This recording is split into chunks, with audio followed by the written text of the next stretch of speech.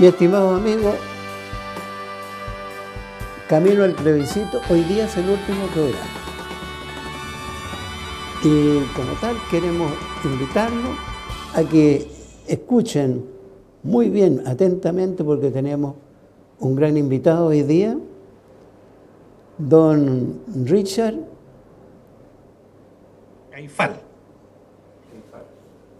Caifá. Se me olvida a mí porque son un poquito lento.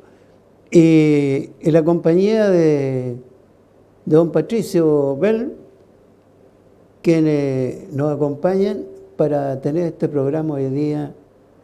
Como les digo, es el último programa Camino al Plebiscito. Y vamos a conversar con don Richard. Es un abogado constitucionalista y él nos va a ir respondiendo las preguntas nuestras, porque hay mucha gente que no tiene idea, hay tantas mentiras, entonces queremos que nos vaya aclarando de a poco. Don Patricio. Bueno, un gusto en tener a un distinguido abogado, don Richard Caifás. Yo creo que el programa va a ser muy entretenido e informativo, porque la idea de la televisión y de la radio, ¿no es cierto?, es informar a nuestros telespectadores y la gente que nos escucha. Entonces, qué mejor que hablar con un distinguido abogado para que nos informe de esta nueva constitución y la gente pueda votar más informada el día 4. Entonces, don Richard, bienvenido a Los Ángeles y su gente, Pacífico Televisión y Radio Nueva Mía. Muy buenos días, un gusto de saludarlos, saludar también a los televidentes y auditores que nos acompañan el día de hoy y disponible, amigo, para lo que usted quiera consultar y salir de las dudas. Así que, ¿por dónde empezamos? Entramos al tiro al área chica, como dice. Adelante nomás, don Patricio. ¿Ah? Adelante. Oiga, estimado Richard, ¿por qué hay que rechazar el texto? ¿Qué le parece este texto? ¿Es bueno para Chile? ¿No es bueno para Chile? Mira, Patricio, yo soy primero que todo mapuche, abogado, y muchos me han preguntado por qué siendo mapuche estoy por la opción del rechazo. Nosotros como institución, como Fundación Requisuam, siempre hemos abogado por la consagración, el reconocimiento de nuestros derechos como indígenas.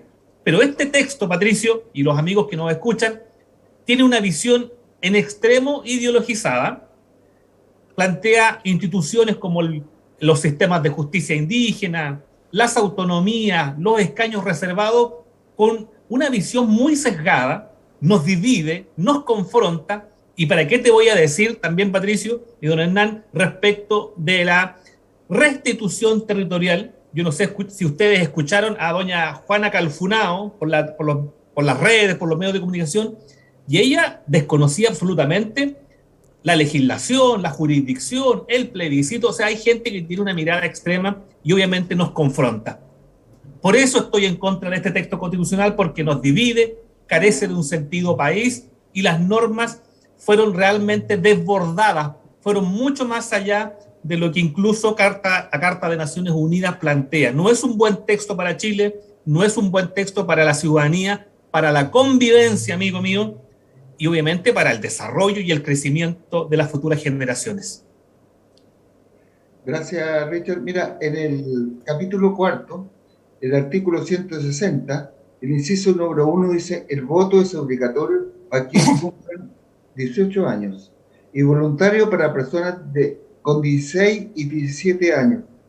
¿Qué le parece a usted que puedan votar adolescentes? Mira, estoy en contra de esa disposición, porque primero genera vacíos bastante importantes para las elecciones. ¿Cómo vamos a ir generando un patrón electoral? ¿Cómo le vamos a dar certeza a la ciudadanía? Eso también es importante para la participación. Si no tenemos un padrón claro, que va a estar siempre siendo agitado por el populista de turno, creo que el camino que nos espera es bastante pedregoso. Hay que darle garantías hemos dado muestra de civilidad en cada elección, pero cuando generamos un elemento de incerteza, también estamos colocando presión a esos caudillos, para esa gente que es populista, que dice, no, ahora los jóvenes van a votar. Hay que darle seriedad también al proceso político de nuestro país. Y una de las principales críticas que los propios partidos de izquierda han señalado es que el régimen político que consagra este texto constitucional ya debe ser modificado, porque genera desequilibrios. O sea, estamos a puertas de aprobar un texto que ya representa un obstáculo para la democracia, un obstáculo en materia de institucionalidad, y creo que ustedes vieron ese documento, ¿cierto?, que contenía varios puntos. En materia indígena también plantean serios cuestionamientos porque las instituciones que allí se consignan resultan un peligro para la democracia, incluso para la gobernanza, como lo es también la consulta indígena. Así que totalmente en desacuerdo. Gracias, Richard. Una consulta. La Cámara de las Regiones y término a la Cámara de Senadores. ¿Qué le parece a usted? Bueno, estamos hablando de un león sin dientes, amigo. O sea, así como yo lo veo, le estamos quitando atribuciones y particularmente los equilibrios a un sistema que, más allá de las críticas que puede tener, ha generado estabilidad. A veces uno dice, no, pero podemos lograr esta otra cosa y podemos tener otro tipo de dinámica social, pero se olvidan de la estabilidad. Los equilibrios políticos son necesarios en un país. Así como hay visiones de izquierda, hay visiones de centro, hay visiones de derecha, y esos equilibrios se deben mantener. Cuando tú rompes el equilibrio, como se propone en este texto constitucional, quitando al Senado y estableciendo atribuciones que incluso resultan complejas desde el punto de vista político, porque ¿cuáles serían las atribuciones de esas cámaras? ¿Efectivamente van a poder legislar? No está planteado de esa manera. Incluso yo lo veo como te digo, un león sin diente, que le damos en el texto una apariencia de atribuciones, pero en la práctica no la van a tener. Aquí el control político va a estar dado por la Cámara de Diputados. Y era un pensamiento que Salvador Allende lo planteó en los años 70. No es algo novedoso eso de no tener un Senado. Salvador Allende planteó esa iniciativa por allá por el año 1970. Entonces, allí puede quedar reflejada claramente lo que yo dije al inicio, que aquí hay una visión ideológica, tremendamente ideológica. Y por eso también se consagró un Estado totalmente lleno de atribuciones, potestades, omnipresente, y por lo mismo se consagraron esa cantidad de derechos sociales, porque allí obviamente refleja la mirada ideológica. Gracias. Don Patricio.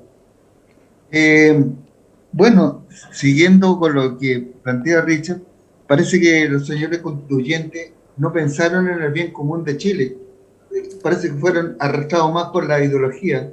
Da esa impresión, ¿no? Sí, nos llenamos de pseudos independientes que finalmente nos dimos cuenta que tenían una casa o tienda política bien clara. La gente creyó en los cantos de sirena, pero finalmente no eran tan independientes. El Partido Comunista tuvo una gran incidencia. Incluso la Machi Francisca Linconao era asesorada por el Partido Comunista. No fue ajena a esa realidad política. Entonces, creo que no tuvieron esa mirada, como tú dices, del bien común, del sentido país, del sentido de unidad. Hubo una actitud, un sentimiento revanchista de querer pasar cuentas a través de la historia, no sé qué, pero ese sentimiento yo lo veo reflejado, refundacional en lo absoluto. O sea, acá todos querían cambiarlo. Oiga, pero se olvidaron de que Chile tenía historia. Chile no nació el 19 de octubre. Lo que somos al día de hoy fue producto también de un tipo o modelo económico, de una política, claro, con todas sus deficiencias. Si somos seres humanos al final del día, cometemos errores, pero no demonicemos, por ejemplo, la Constitución del 80, posteriormente modificada con Lagos, o tampoco quiero irme al otro extremo de demonizar el texto constitucional que hoy día nos va a presentar o vamos a tener que votar por él. Hay cosas buenas y hay cosas malas, pero tenemos que velar, como tú bien dices, por el bien común de nuestro país. Hay que apuntar al desarrollo, al crecimiento, a la coexistencia, Estamos llenos de migrantes hoy día. Tenemos que tener una visión institucional de Estado proyectada por los próximos 40 o 50 años. Y este texto no la entrega porque tiene un sesgo ideológico. Nos fuimos de manera pendular al otro extremo. Hay que buscar el centro, buscar el equilibrio para el buen vivir, para el desarrollo de nuestras futuras generaciones. Don Richard, el artículo 170 indica que el coluido y corrupto político ya no tendrán clases de ética, sino que irán presos y pagarán con sus bienes lo que le sustraen al Estado. ¿Qué le parece a usted eso? Mira, la delincuencia, aquellos que cometen delitos siempre deben tener una sanción justa, acorde a los bienes jurídicos que la sociedad se da a sí misma. Pero perdone, Por tanto, perdone, ¿Mm? hay muchos senadores que ocurrieron en eso y los mandaban a hacer, o algunos gerentes, clases de ética. ¿Usted comparte eso? Por supuesto que no la comparto, por eso hablo de una sanción acorde al bien jurídico que estamos protegiendo. La integridad, la transparencia, la probidad son bienes jurídicos muy preciados hoy día de hoy, por lo tanto deben tener una sanción, deben ser enjuiciados y condenados. Todo el debido proceso debe estar siempre no mirando a un sector de la sociedad, sino que de manera imparcial. Aquí la gente que comete un delito debe ser sancionada, pero así como se condenan también a los empresarios o a los delitos de cuello y corbata, resulta que tenemos otras normas que ponen el desequilibrio. Hay más normas que benefician a las personas que también están privadas de libertad. O sea, si uno ve el artículo 30, 31, 32, son básicamente beneficios a las personas privadas de libertad. Y la gran promesa de querer ayudar, por ejemplo, a la tercera edad, quedó en un solo artículo. Entonces, ¿cuáles son los equilibrios? ¿A quién queremos beneficiar con esta Carta Fundamental? ¿A los delincuentes o a los adultos mayores? Entonces, nos coloca en contradicción, pero en lo concreto, todos los delitos deben ser juzgados y sancionados de manera efectiva, porque la gente quiere una justicia que realmente cumpla su objetivo, que es precisamente impartir justicia, dar a cada uno lo suyo. Gracias. Don Patricio. Bueno, en el artículo 182, inciso número 2, el Estado podrá, dice, desarrollar actividades económicas. ¿Qué le parece? Esa ha sido también una mirada tremendamente ideológica, por eso te decía que es pendular. Pasamos de un régimen económico de libre mercado al otro. Este régimen de libre mercado, por supuesto que tiene deficiencia, pero eso no quiere decir que estando en el otro extremo la vamos a mejorar. Ese artículo plantea lo que los abogados denominamos el orden público económico. Plantea que el Estado participa de la economía para cumplir los fines constitucionales. Y ahí establece una serie de principios. ¿Y cuáles son las potestades que establece ese artículo 182? En el fondo, regular, fiscalizar, promover, desarrollar actividades económicas y empresariales. Tiene una serie de potestades, con derechos de propiedad especial también. ¿El Estado es eficiente desarrollando actividades económicas o empresariales? Esa es la gran pregunta. La experiencia nos indica que no, el Estado no es eficiente, es lento, tardío. Mover al Estado es lo más complejo que hay. Entonces, en una economía global, como dijo Ricardo Lago, esto requiere celeridad, requiere optimización, eficiencia, eficacia. Un Estado que se dedica a desarrollar actividad económica, además, ¿qué va a pasar con el emprendedor? Cuando uno revisa esa norma y revisa después el artículo 80, el artículo 80 del texto propuesto dice que ya no podemos desarrollar cualquier actividad económica. Tenemos la libertad de emprender y desarrollar actividad económica, ¿cierto? Y tiene restricciones. ¿Cuáles serían las restricciones? Las que están establecidas en la Constitución y los derechos de la naturaleza. O sea, la libertad de emprender queda restringida. ¿Y quiénes se involucran en la economía como juez y parte? El Estado. Eso es una visión estatista, ideológica. El Estado va a ser capaz de financiar los 106 derechos sociales que tenemos en este texto. Yo lo dudo. La gente cree que, porque el texto dice que tiene vivienda asegurada, salud asegurada, educación, derecho a los cuidados, a la vejez digna, eso requiere generar recursos. El Estado no genera recursos y un Estado, siendo empresario, es el más ineficiente. ¿Vamos a lograr financiarlo? Yo creo que no. Estamos generando expectativas, pero sin fundamentos ni teóricos ni prácticos. Esa visión, esa experiencia como país ya la vivimos. Vamos a retroceder 50 años en la historia para generar un nuevo experimento social que es fracasado. El mundo sabe que un modelo estatista es un modelo fracasado. Así también el modelo liberal en extremo también fracasó. No digamos que son virtuosos. Por eso hay que buscar el equilibrio, hay que buscar el centro, hay que promover los derechos sociales, pero también teniendo la capacidad real de ir apoyándolos o también mejorándolos o subsanando las brechas sociales. Pero con un Estado empresario yo lo veo muy complejo desde el punto de vista práctico, porque eso ya lo vimos a nivel global y fue un absoluto fracaso. ¿Cree usted que esta nueva constitución va en contra de los principios jurídicos?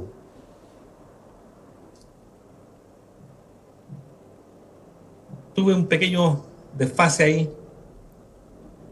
No alcancé a escuchar la pregunta. ¿Usted cree que esta nueva constitución está en contra de los principios jurídicos? En algunos aspectos sí. ¿A qué me refiero con esto? Las autonomías indígenas, que es mi área de expertise. La Carta de Naciones Unidas consagra las autonomías y lo circunscribe de manera muy clara y específica. Las autonomías indígenas están referidas a cuestiones relacionadas con asuntos internos y locales. Y eso es como una obviedad, porque las regiones hoy día requieren también autonomía para poder llevar adelante sus propias iniciativas de acuerdo a su realidad, y los pueblos indígenas también. Pero cuando tú no estableces el sentido, el límite, el rayado de cancha, se convierte en una arbitrariedad. Tú estás pasando a llevar los derechos de terceras personas, los derechos de otros chilenos. Y ahí decimos que la Constitución nos confronta y se vulneran principios en materia de justicia indígena, como el debido proceso y la igualdad ante la ley. Porque los tribunales indígenas pueden ser una realidad a partir del 5 de septiembre. ¿Por qué? Porque la jurisdicción, ¿quién la ejerce? La jurisdicción es conocer, juzgar y hacer ejecutar los juzgados. ¿Quién ejerce la jurisdicción a partir del día 5, por ejemplo? Los tribunales de justicia y las autoridades tradicionales. O sea, la Machi y los Loncos. ¿Existe realmente un sistema jurídico mapuche, por ejemplo? Sistema jurídico aymara, Rapa Nui, Chango, Cahuáscar. No existen sistemas jurídicos. Por lo tanto, tú vulneras un principio claro y preciso en materia de justicia. Igualdad ante la ley, debido proceso. Entonces, claro, así visto, claro que esta Constitución vulnera principios jurídicos, estimado amigo. Richard, cuando se dice que van a haber dos justicias, hay una sola justicia nomás. Y esa justicia es la que tenemos nosotros actualmente. No pueden haber tribunales para los mapuches, porque no son otra nación, es una sola. Entonces, la interpretación que le dan es diferente. Siempre están diciendo que va a haber una justicia mapuche o pueblo originario. No es así. La justicia es una sola, la que está vigente a través de los tribunales de justicia. Bueno, si leemos atentamente el artículo 307 de esta propuesta constitucional, primero define lo que es la jurisdicción. Y repito, la jurisdicción es la facultad o la función pública, como nos define allí, conocer, juzgar y ejecutar los juzgados de acuerdo a un debido proceso. ¿Quiénes ejercen la jurisdicción? Vamos a la segunda parte. Y está claramente establecido, la jurisdicción la ejercen los tribunales de justicia, como usted bien señala, pero además las autoridades tradicionales de los pueblos y naciones indígenas. Además, en el artículo 309 se reconocen los sistemas de justicia indígena. ¿Cuántos indígenas o cuántos pueblos indígenas? Tenemos 11 reconocidos en este texto. Por lo tanto, tú reconoces los 11 sistemas de justicia, los que en virtud de su derecho a la libre determinación coexisten coordinados en un plano de igualdad con el sistema nacional de justicia. para también decir claramente que yo veo allí también una vulneración del principio de igualdad ante la ley.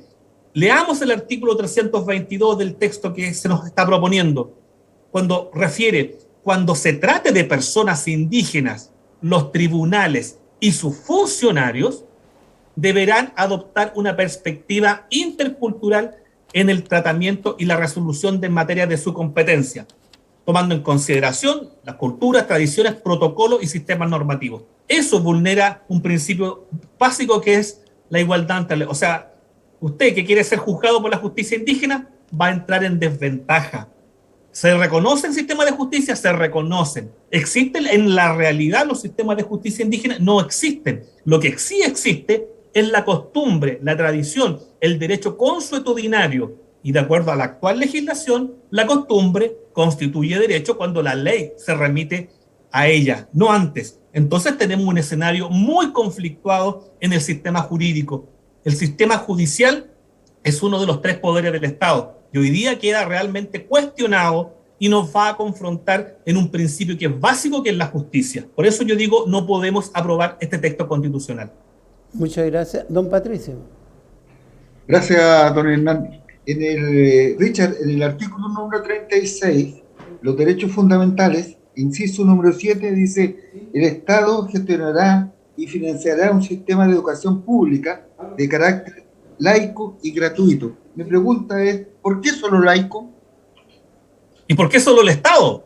Que la primera gran pregunta. Sí, eso es lo que estoy diciendo. Hablamos de justicia, está el Estado involucrado. Hablamos de salud, está el Estado involucrado. Hablamos de economía, está el Estado 100% involucrado. Hablamos de educación, el Estado. Si tú contaras la cantidad de obligaciones que el Estado tiene, entonces tú estás hablando de un Estado omnipresente. El Estado regula y fiscaliza todo, con aportes basales en materia también de educación. Entonces uno dice, ¿realmente el Estado será capaz de poder llevar adelante y financiar todo un modelo educativo sin siquiera dejar también espacio para los particulares? A mí me parece que eso es generar expectativas, pero que no se van a poder cumplir en la realidad.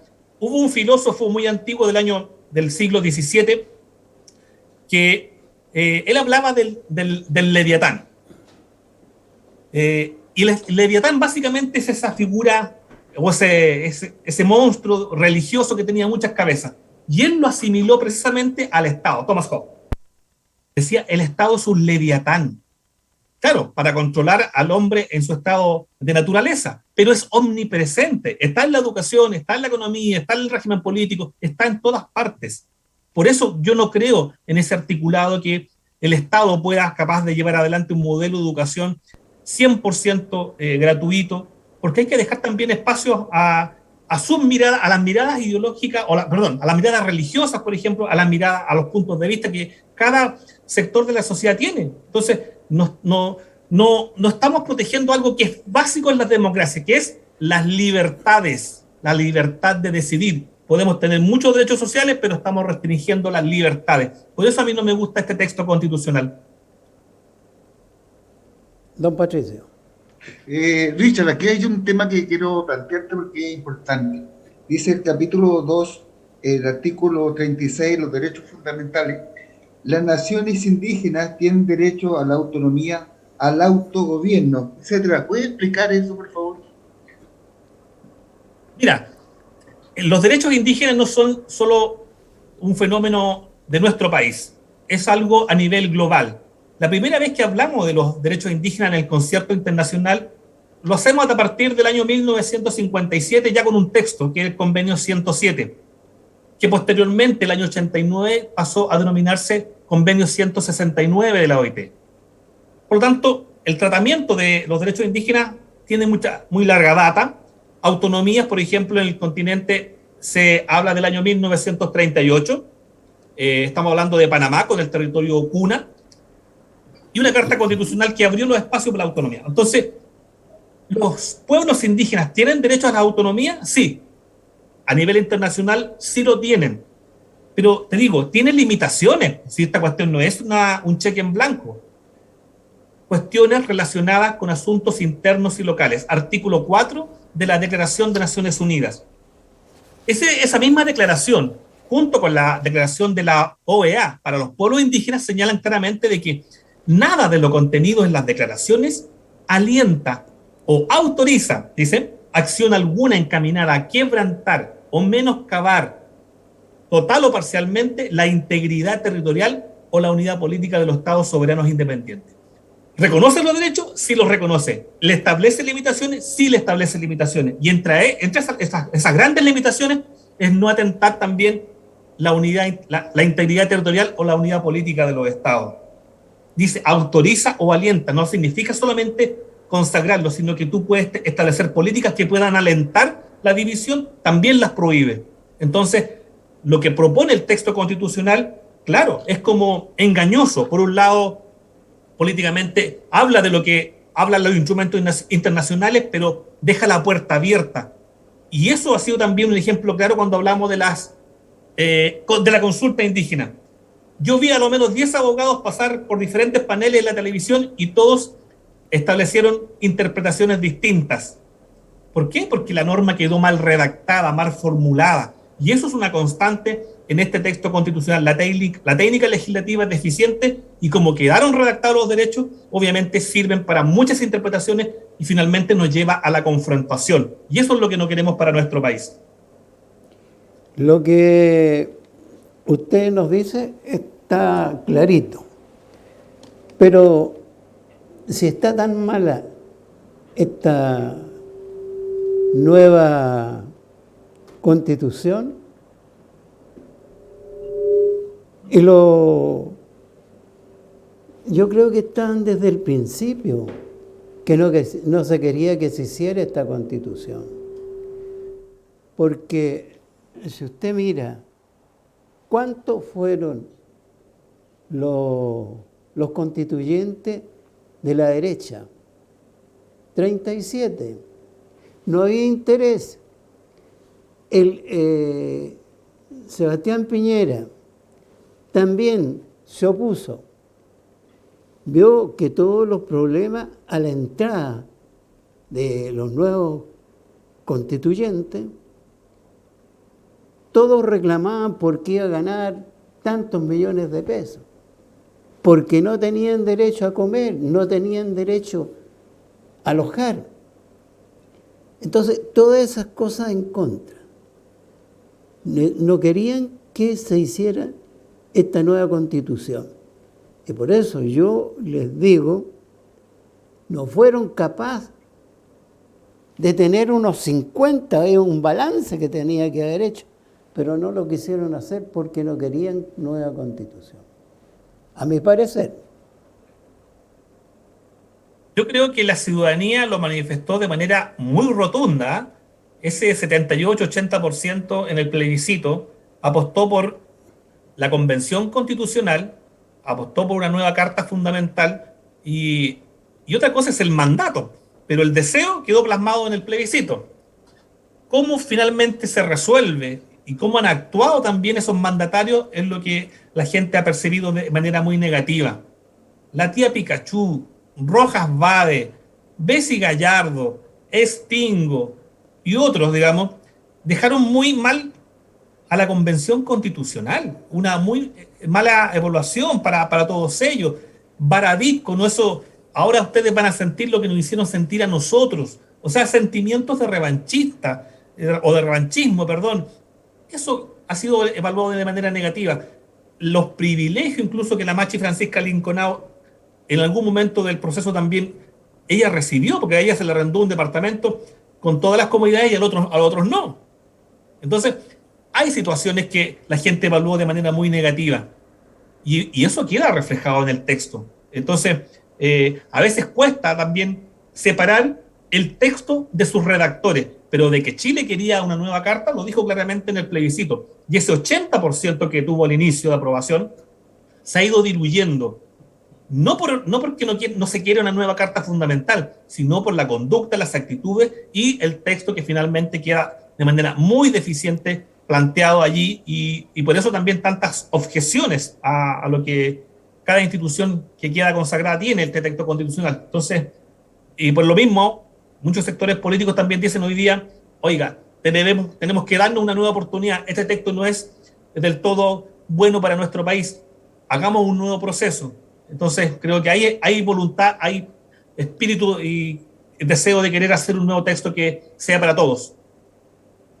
Don Patricio. En el artículo número 35 de los derechos fundamentales dice educación de calidad. Hoy día me pregunto, ¿no hay educación de calidad? Si los profesores no están preparados para hacer una buena performance, los niños no saben lo que leen y no comprenden lo que dicen. Entonces, cuando me dicen educación de calidad, ¿a qué se refiere eso? Cuando el problema está en los profesores, para empezar, creo yo. Sí, bueno, yo creo que no soy experto en educación, pero puedo constatar también los mismos elementos que tú has dado a conocer. Llegan a octavo básico sin saber elementos básicos de lo que es la matemática, la lectura, la comprensión lectora, para qué decir en el liceo, digamos. Es una educación que ha ido perdiendo calidad a lo largo del tiempo, quizás por las metodologías o las evaluaciones. Algo está fallando en la educación cívica también está excluida quizás también de las mallas curriculares. Entonces, claro, tenemos una educación desmejorada, pero insisto, cuando tú le entregas esa potestad al Estado, me parece que no es la instancia idónea para ir mejorando la educación. El Estado al final se va a convertir en una tremenda caja pagadora y agencia de trabajo para los amigos. Por eso hemos visto cómo funciona el Estado en otras épocas, en otras latitudes, y no es el modelo idóneo para gobernar un país. Finalmente, claro, hoy queremos mejorar la educación, sí, pero yo contrato a mis amigos, a los que son conocidos, a los que son de mi partido. En eso se convierte el monopolio del poder del Estado, para contratar a los amigos, para contratar a gente que no tiene las competencias o las capacidades.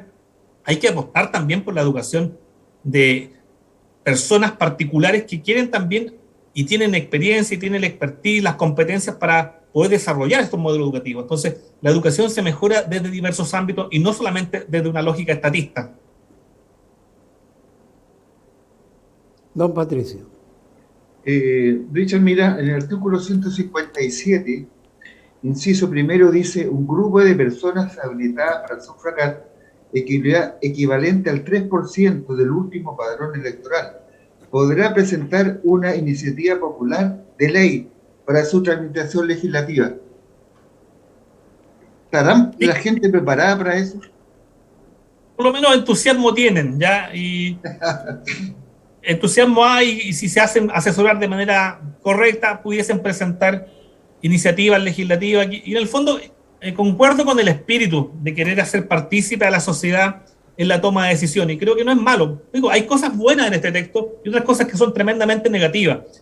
Creo que la sociedad hoy día exige mayor participación, involucrarse en la toma de decisiones, incluso también está consagrado como derecho, no es algo arbitrario que a alguien se le ocurrió, sino que está consagrado como derecho para tomar decisiones, participar a veces en la diseño, elaboración, ejecución de planes y programas nacionales y regionales. Esto está referido también a pueblos originarios, por lo tanto, no es una locura lo que se plantea, pero otra cosa es poderlas llevar adelante, digamos. Y el Parlamento allí está diseñado para que no existan contrapesos políticos, si ese es el punto. Entonces podemos tener leyes que son en extremo populistas, pero que no van a finalmente llevarnos por un buen camino. Incluso las autonomías o las entidades territoriales, que ha sido también el gran cuestionamiento, tienen la facultad de poder contraer deuda. Entonces, imagínate, le damos beneficio o le damos la posibilidad a la gente que presente leyes y tenemos una autoridad comunal que puede obligarse para contraer deuda. O sea, podemos tener una fábrica de populistas. ¿Y quién paga los platos rotos? Nosotros, los contribuyentes. Entonces, tiene deficiencias, carece de contrapesos, de equilibrios, y finalmente nos puede plantear un régimen político que nos lleve a la inestabilidad, a los populismos, al hecho de contraer deudas sin ningún tipo de resguardo o fiscalización. Me parece bien el espíritu, lo comparto, pero también requiere otra mirada para ser complementado y que funcione en la realidad. Bien, Richard, ¿qué pasará con las pensiones?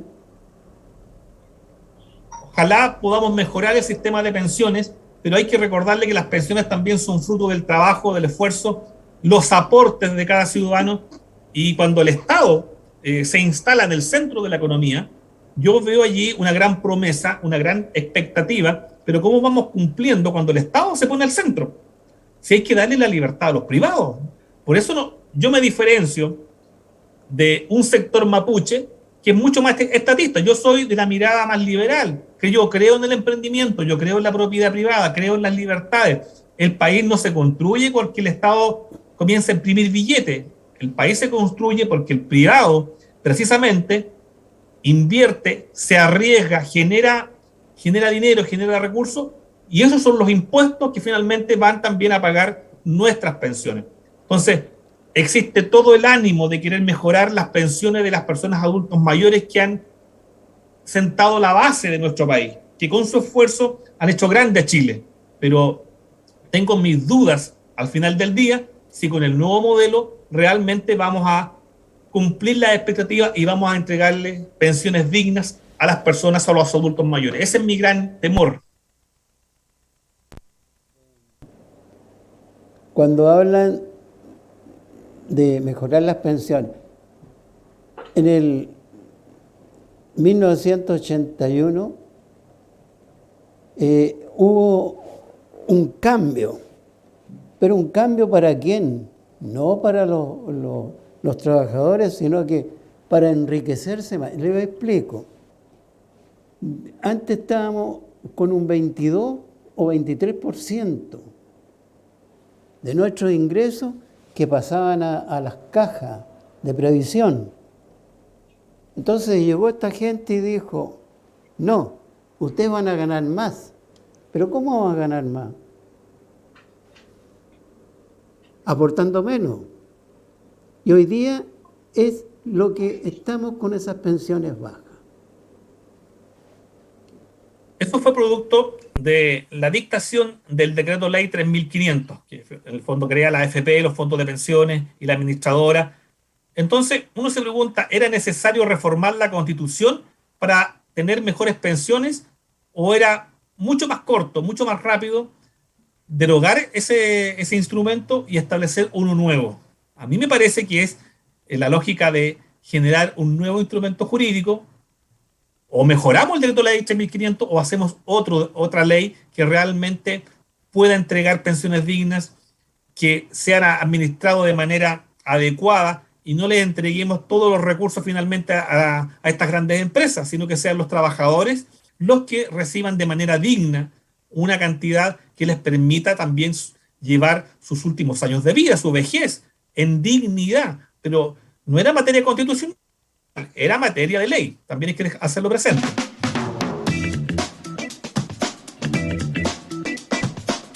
Comercial y regresamos enseguida con más Camino del Plebiscito.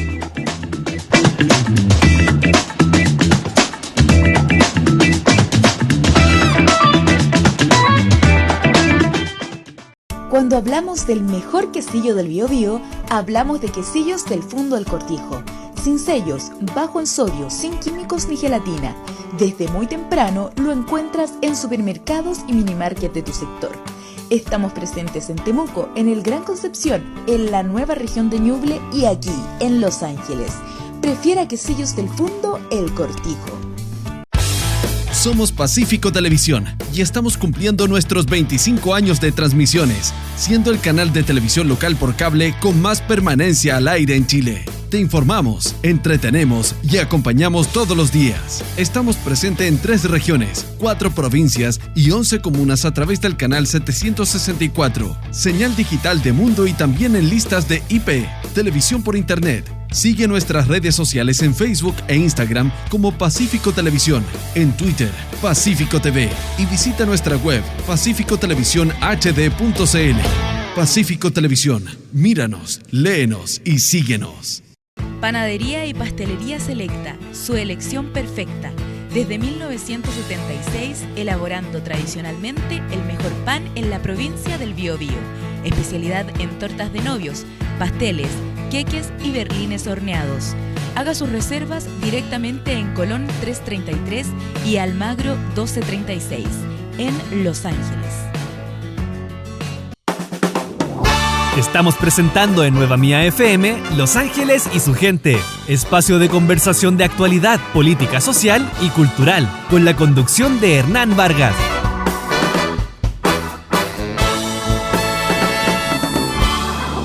Estamos de regreso a comerciales y a nuestro panel se ha incorporado la diputada Clara Zagardía, que le damos la bienvenida.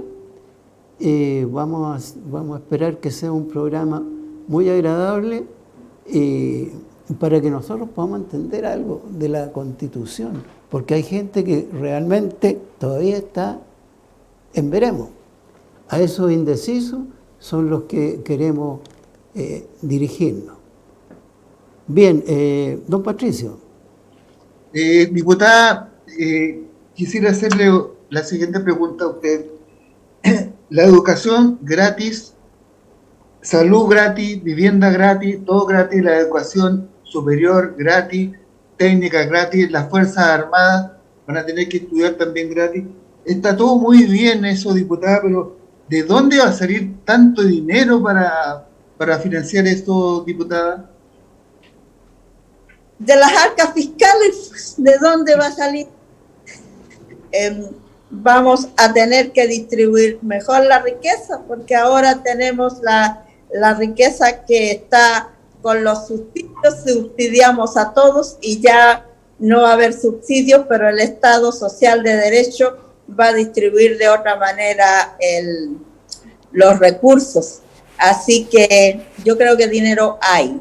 Lo que pasa es que está distribuido de una forma que no es equitativa. ¿Qué piensa, señor Caifán?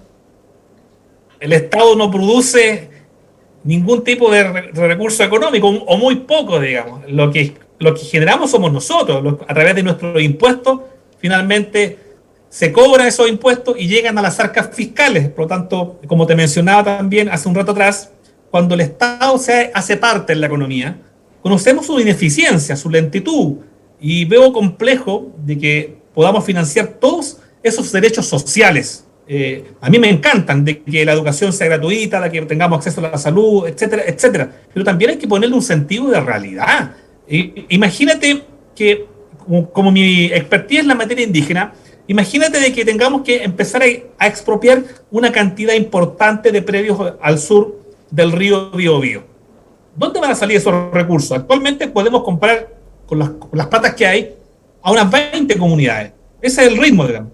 ¿Vamos a pasar de 20 comunidades a comprarle a 200? Yo lo veo muy complejo, porque esa es la reivindicación indígena. Y esto súmalo también a lo largo y ancho de nuestro país, porque en este caso la expropiación se convierte también en un mecanismo preferente de restitución. Entonces, apoyo el espíritu, pero el sentido de realidad me dice que estamos generando falsas expectativas con que el Estado sea capaz de financiar toda esa cantidad de derechos sociales. Yo difiero del colega porque es evidente de que el Estado no va a ser el único que va a producir, también van a producir los privados. Y también concuerdo en que financiar 20 predios que se le compre para los pueblos originarios no va a ser lo mismo que financiar 200, pero estos actos inmediatos. Tenemos que ver que la Constitución no se aplicará en el caso de aprobarse el 5 de septiembre, ni siquiera hasta el 5 de octubre va a estar publicada para empezar a hacer. Tal es así que se van a ir cambiando normas. Están las normas transitorias donde vamos a ir en forma transitoria. Lo que vamos a ver, los beneficios de esta nueva Constitución no van a ser en un año o dos, por lo menos vamos a tener 5 años, pero vamos a tener un camino, así que se va a ir haciendo, no es hacer tabla rasa, entonces hay una manera equivocada. Van a seguir existiendo las empresas privadas, vamos a existir produciendo, vamos a seguir pagando impuestos y van a distribuirse los recursos de otra manera, pero no es que el Estado va a ser el productor, sino que va a ser el que va a velar porque los derechos sociales, eso es el Estado social de derecho, no es que el Estado va a hacerlo todo, sino que va a ser el Estado y también los privados. A diferencia del Estado subsidiario, el Estado social de derecho hace que se reconozcan nuestros derechos, que por lo menos son derechos universales, son derechos humanos, y eso es lo único que hace. No ha cambiado el sistema, no decimos que va a ser un sistema socialista, que no va a ser un sistema de mercado, va a seguir siendo un sistema de mercado donde los privados, los emprendedores, los vamos a seguir produciendo y vamos a seguir pagando impuestos. Don Patricio. Diputada, le preguntaba yo al señor Richard Caifás, ¿a usted le parece que jóvenes 16, 17 años puedan sufragar? A mí me parece, porque si le damos responsabilidad penal a los jóvenes de 16, 17 años, ¿por qué no pueden tener responsabilidad cívica? ¿Por qué si pueden responder por actos personales no pueden hacer actos cívicos?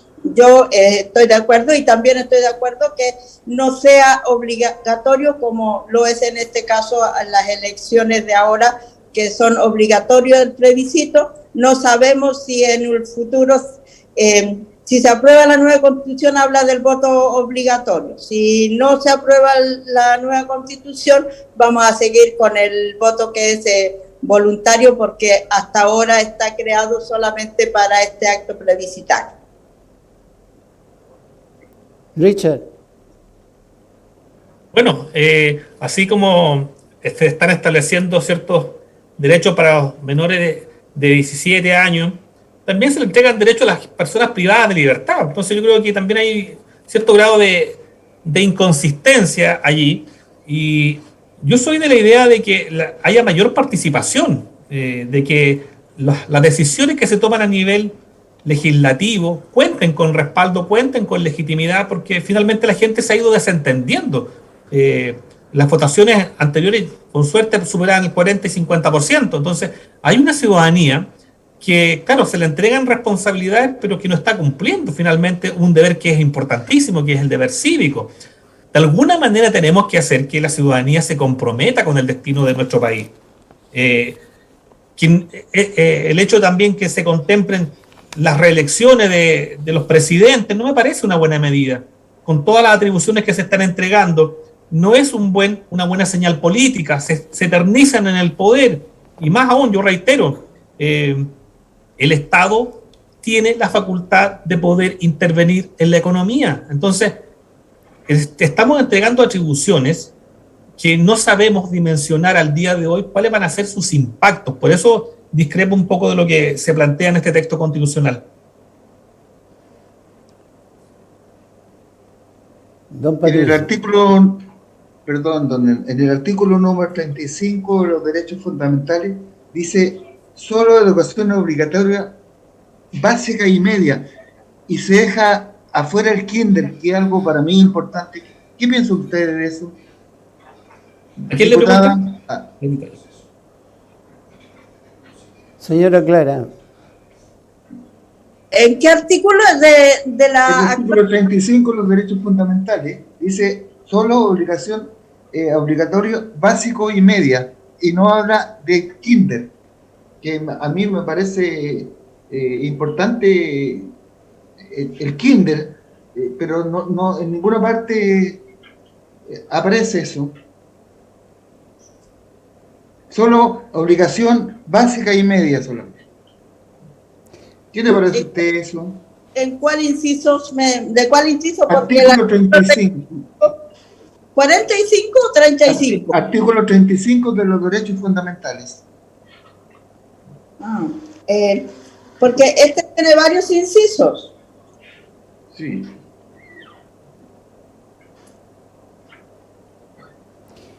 Pero yo creo que la educación en la básica está incluido el kindergarten. Si usted no está en kindergarten, no puede seguir. Acceso universal Es una obligación. En todos sus niveles, dice. Ahí tiene que entrar el nivel el pre-kinder y el kinder, y obligatoria desde el nivel básico hasta la educación media inclusive. Exacto, obligatorio dice básico y media. Claro, pero me lo dice en la primera parte. La educación es un acceso universal en todos sus niveles. Que el primer nivel es el jardín y después el pre-kinder y el kinder, pero habla que es obligatorio el básico. O sea, exacto, tal cual como está ahora, que también recién se sacó una ley en que el kinder tenía que ser obligatorio y aún no lo es obligatorio. Entonces está igual que la constitución anterior. Pero, diputada, pero, si no lo dice esta constitución, va a haber una ley que sí lo va a decir. Pero a usted, diputada, y don Richard, ¿le parece que tendría que ser obligatorio también el kinder? No solamente lo básico. A mí me preocupa más, porque mira, yo entiendo que finalmente eso se puede subsanar. A mí lo que me preocupa es cuando habla que el Estado ejerce labores de coordinación, regulación, mejoramiento y la supervigilancia del sistema. Yo le he planteado que yo soy de una mirada liberal. Yo no creo en las potestades que pueda tener el Estado. Yo hablo desde las libertades, desde el emprendimiento, y creo que un Estado que se involucra de la forma en que se involucra en la educación, en la salud, no es un Estado que tenga la capacidad de hacerlo. Es lento, es deficiente. Ya conocemos cómo funciona el Estado. Si el Estado no es eficiente, todo lo contrario, se vuelve burocrático en extremo. Y ahí yo creo que va a tener dificultades para cumplir las expectativas de la ciudadanía en el orden a querer mejorar la educación, mejorar los contenidos, ser eficiente y obviamente avanzar en el desarrollo de nuestro país. Yo creo que el Estado, ahora como está conformado con esa libertad que dice el colega, no es mejor Estado. Lo que pasó es que la forma en que se estableció la educación pública ha sido abandonada por el Estado, y lo que tiene que hacer el Estado es retomar la educación pública con seriedad para que sea para todos y no solo para aquellos que puedan pagar. También la nueva Constitución no deja de que existan la administración. Además de la educación pública, va a haber la educación privada y la educación administrada por privados, que es con recursos públicos. Entonces no va a haber ese cambio, y evidentemente que se dice que el Estado es mal administrador, pero los privados tampoco no son buenos administradores hacia la sociedad. Y lo que queremos es que haya más igualdad en la libertad de la ciudadanía y en todos los que tienen derecho, porque la educación debe ser un derecho y no debe ser solamente para aquellos que se la puedan proporcionar porque tienen más recursos económicos. Bueno, ayer vimos en todo el país cabalgata por las tradiciones de Chile. Pero fue una marcha de engaño, porque decía de nuestras tradiciones y después salía en el rechazo. Eso es burlarse de la gente que está pendiente del campo. Entonces yo encuentro que eso ha sido mal utilizado. Diputado. Richard. Mira, a lo largo de este proceso hemos visto situaciones que dejan bastante que desear, digamos. Pero los que estamos por la opción del rechazo creemos en un país con una mirada a futuro, a largo plazo, en unidad, sin divisiones, sin discriminación, y lo que nos está proponiendo el texto en alguna de sus instituciones francamente nos aleja de ese principio. He sido insistente en alguna de ellas, los sistemas de justicia, el extremo estatismo en la economía, por ejemplo, el rol que va a cumplir el Estado. su omnipresencia, lo he denominado el Leviatán, que se vuelve a despertar, lo he visto en la consulta indígena, que constituye una camisa de fuerza inclusive para la gobernanza, no solamente para la dictación de leyes. O sea, creemos una visión muy distinta a lo que quedó plasmado en el texto constitucional, y obviamente reprochamos las actitudes que no representan una mirada cívica. Las noticias falsas han sido también algo muy reprochable de este proceso, pero creo que tenemos que enmendar ese rumbo y centrarnos en lo que realmente importa para este 4 de septiembre, que si esto es o no es un buen texto para Chile. Yo creo que no lo es. Diputada. Yo creo que esas expresiones de las tradiciones son buenas porque es nuestro espíritu y lo que creo que hemos perdido en muchos aspectos. Pero hacer uso de esas tradiciones para inducir al rechazo me parece reprochable. En cuanto a que tanto los que estamos por el apruebo como los que están por el rechazo, amamos a nuestro país, amamos a nuestros emblemas, amamos a nuestro himno nacional. Entonces no existe, solamente tenemos una mirada más inclusiva, una mirada más de ver al otro, no aprovecharnos del otro, y esa es la diferencia. No debemos estar en que el dinero es lo todo, ya que hay cosas que no están haciendo solamente las tapas del dinero. En este caso, los derechos sociales son fundamentales, ya que el dinero está en unas cuantas manos, y esto permitirá que personas con menos recursos y con muchas capacidades puedan acceder a derechos fundamentales que están establecidos en cartas de las Naciones Unidas, que han sido convenios de nuestro Estado, y que ha mandatado a los convencionales a que sean respetados las sentencias, los convenios aprobados por Chile, y eso es lo que está en los derechos fundamentales, que son los derechos sociales y los derechos humanos, como son el derecho a la educación, el derecho a la vivienda, el derecho a la salud, el derecho a la previsión, el derecho a la sindicalización. Esos son los derechos que está reconociendo el nuevo texto constitucional, que por cierto no van a rendir frutos en el primer año que esté al 5 de septiembre de 2023, no va a estar en plena vigencia esto, porque vamos a tener que dictar las leyes que nos dice el mismo texto para que esto vaya hacia adelante y tengamos los resultados de este trabajo de aquí a unos 3-5 años como más rápido a corto plazo. Y va a haber otros que van a ser, porque esta Constitución es para las futuras generaciones, no para las generaciones como yo que están ya en el declive. Don Patricio. Bueno, es importante el tiempo. Hemos llegado a una etapa ya a votar por el rechazo y el apruebo, y nuestra gente que nos está escuchando y viendo, es importante que ustedes, dos personas muy preparadas, dos distinguidos abogados y una diputada, por cierto, nos diga por qué habría que aprobar este texto y por qué habría que rechazar este texto. Empecemos por la dama diputada.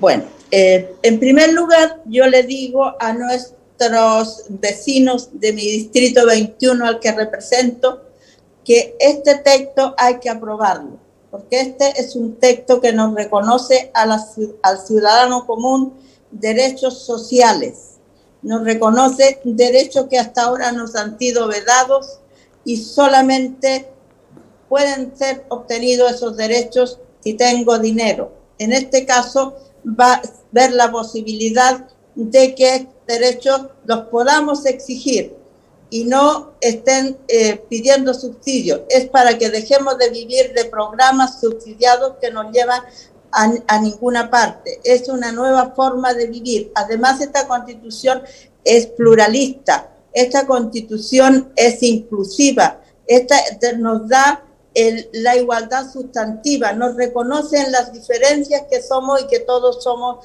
chilenos y queremos vivir en paz. Es por eso que hay que aprobar esta Constitución. Vamos a seguir teniendo las instituciones que tenemos y se van a crear otras como el Defensor del Pueblo, que nos hace mucha falta para que nos represente en los arbitrios que hace en muchos casos la administración pública. Y así muchas instituciones que van a estar aquí. Y que este texto no termina con la aprobación. Este texto va a tener que obedecer a leyes, donde el trabajo en el Congreso va a tener que ser arduo para hacer que rápido se puedan aplicar esta Constitución que será para el nuevo Chile que queremos en el futuro. Por eso vale la pena aprobar el 4 de septiembre y yo apruebo y los invito a aprobar. Gracias, diputada. Richard, ¿por qué hay que rechazar este texto? La invitación del apruebo es al día de hoy con apellido. Hace unos meses atrás era aprobar a secas. Hoy día es aprobar para mejorar o aprobar para reformar. Esto quiere decir que no es un buen texto, que presenta deficiencias, inconsistencias, incoherencias. Solamente en la reforma vamos a tener que llevarnos años mediante procesos legislativos y procesos de consulta indígena. Lo que nosotros estamos proponiendo es un Chile en unidad, sin divisiones, sin confrontaciones. Por eso estamos rechazando este texto, porque queremos darle una nueva oportunidad. Hablamos de un plazo de un año y medio. El apruebo nos habla de una década para poder siquiera tener algo recién definido. Chile merece una oportunidad de cambio. Chile quiere una nueva constitución con inclusión, con consagración de los derechos de los pueblos indígenas. Yo soy mapuche, hijo de padre y madre mapuche. Yo no soy un privilegiado. Mi madre trabajó toda su vida en la Feria Libre de Temuco. Conozco esa realidad, conozco también la realidad del estatismo. Conozco la realidad de Venezuela, conozco la realidad de Cuba. No son buenas constituciones donde el Estado se torna omnipresente, donde el Estado tiene el control y la potestad absoluta. Por eso, para ese nuevo Chile, la mejor opción es el rechazo y no el apruebo para reformar o el apruebo para modificar. ¡Viva Chile! Y muchas gracias. No, si no nos vamos. Si no nos vamos a seguir. Queríamos tener su opinión sobre el rechazo o el apruebo. Pero yo voy más allá. Cuando hablan que esta nueva constitución es mala, pero ¿por qué no hicieron algo el rechazo? ¿Por qué no pusieron a la mejor gente? Como lo dijo en el principio, no tenían voluntad de hacer una nueva constitución. Recordemos que el apruebo con un 80 y tantos % dijo queremos una nueva constitución. Y un 18% dijo que no. Y eso es lo que pasó. No quisieron que hubiera nueva constitución. Lamentablemente el egoísmo de la derecha va a seguir siempre siendo igual. Porque si el rechazo gana, van a hacer muchas cosas. ¿Qué van a hacer? Si no han podido hacerlo antes de esta nueva constitución, haberse acoplado, haber mejorado ideas buenas. Y ahora están por el rechazo. Bueno, es una voluntad de cada uno y hay que respetarla. Señora Calerita. Totalmente de acuerdo con usted, don Hernán. La Constitución de 1980 tuvo una reforma que no obedece a los cambios que tenemos actualmente el 2005. Apenas se le hizo unas maquilladas. El 2016, la expresidenta Bachelet presentó, o el 2017 mejor, un texto constitucional cuya primera acción que hizo el gobierno del señor Piñera cuando entró el 2018, el 11 de marzo, fue sepultarlo. Entonces, ¿qué me dice? ¿Que ahora la derecha va a querer una nueva constitución? ¿Qué me dice la derecha? Si no ha querido comprometerse, no ha querido conversar con nadie. No es cierto que la nueva constitución va a ser reformada de aquí a un año y medio. No es verdad.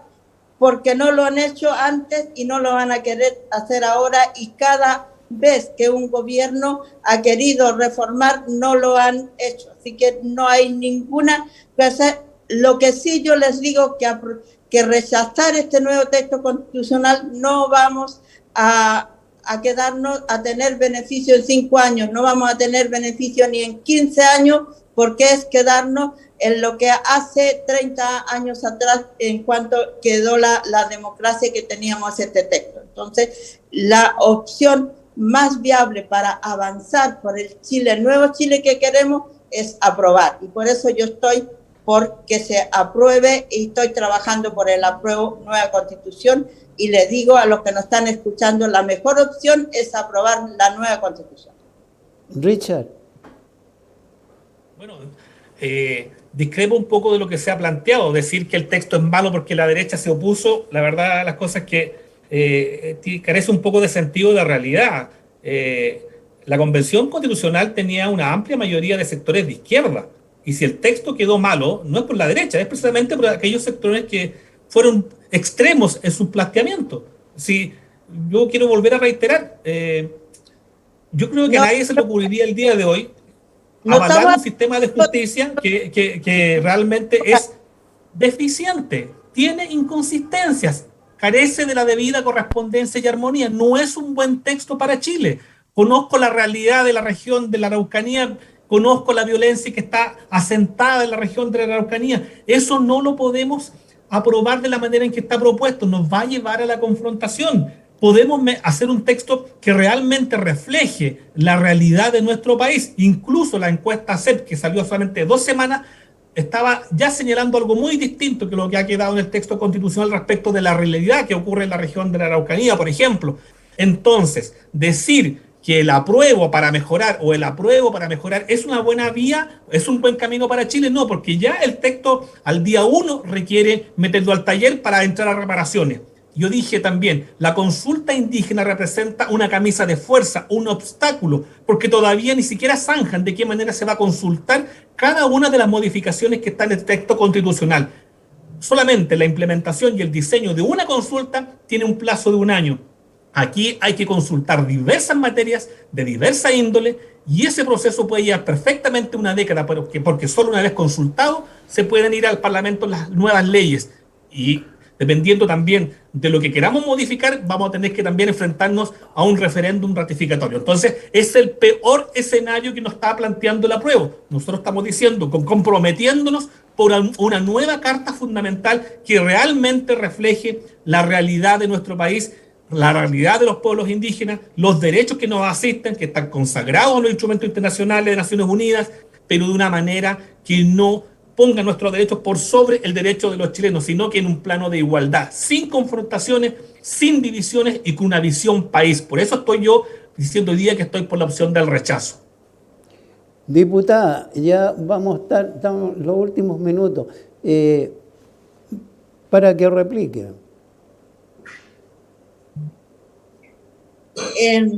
No es evidente lo que dice el colega.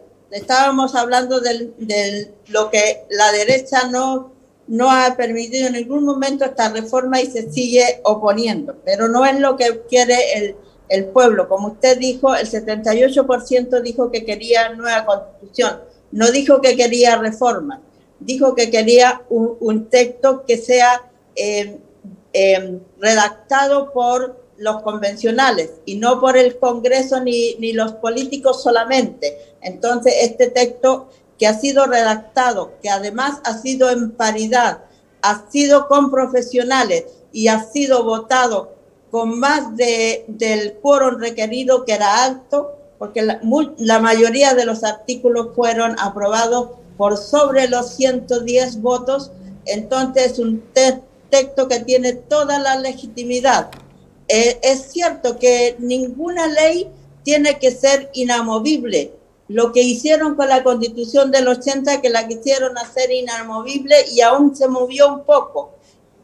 Este texto es un texto flexible y evidentemente que toda obra humana es perfectible, pero no porque sea perfectible es que está mal hecho, sino que obedece al cambio que hay día a día, porque el mundo es cambiante, la sociedad es cambiante y este texto nos permite ir hacia esos cambios. Este texto va a permitir que el Estado tenga políticas públicas y que no esté solamente dado a la camisa de fuerza que a veces coloca el Congreso.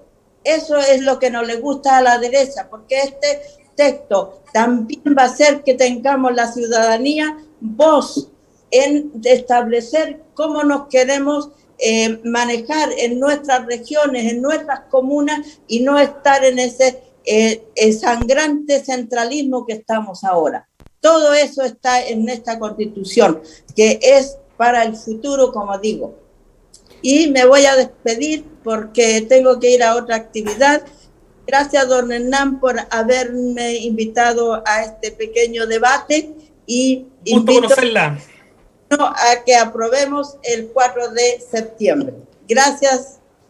Bien, yo les quiero agradecer a nuestros invitados, a don Patricio, en este último programa, Camino al Plebiscito.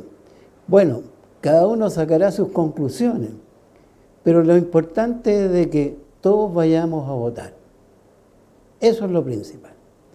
Muchas gracias, diputada, muchas gracias, abogado Richard. A ustedes. A nuestro estimado don Patricio, que ha sido el coordinador de estos programas. Gracias, don Patricio. Nos vemos. Gracias a usted, don Hernán.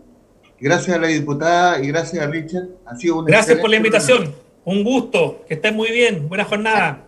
Y a votar el 4. A votar.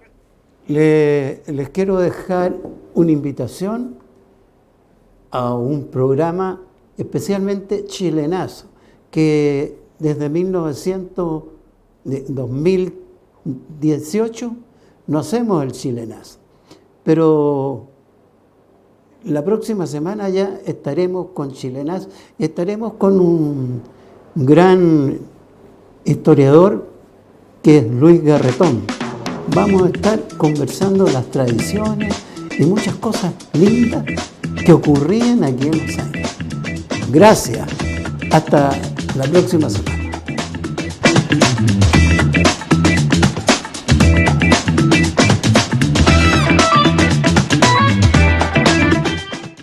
Cuando hablamos del mejor quesillo del Biobío, hablamos de quesillos del Fundo del Cortijo. Sin sellos, bajo en sodio, sin químicos ni gelatina. Desde muy temprano lo encuentras en supermercados y minimarket de tu sector. Estamos presentes en Temuco, en el Gran Concepción, en la nueva región de Ñuble y aquí, en Los Ángeles. Prefiera quesillos del Fundo El Cortijo. Somos Pacífico Televisión y estamos cumpliendo nuestros 25 años de transmisiones, siendo el canal de televisión local por cable con más permanencia al aire en Chile. Te informamos, entretenemos y acompañamos todos los días. Estamos presentes en 3 regiones, 4 provincias y 11 comunas a través del canal 764, señal digital de Mundo y también en listas de IP, televisión por internet. Sigue nuestras redes sociales en Facebook e Instagram como Pacífico Televisión, en Twitter, Pacífico TV y visita nuestra web pacificotelevisiónhd.cl. Pacífico Televisión, míranos, léenos y síguenos. Panadería y Pastelería Selecta, su elección perfecta. Desde 1976, elaborando tradicionalmente el mejor pan en la provincia del Biobío. Especialidad en tortas de novios, pasteles, queques y berlines horneados. Haga sus reservas directamente en Colón 333 y Almagro 1236, en Los Ángeles.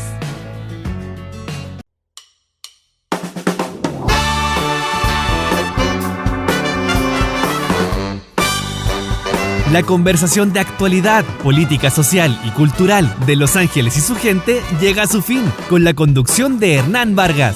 Los Ángeles y su gente fue auspiciado por Quesos y Quesillos del Fundo El Cortijo, Panadería y Pastelería Selecta y Todo Aviso Regional.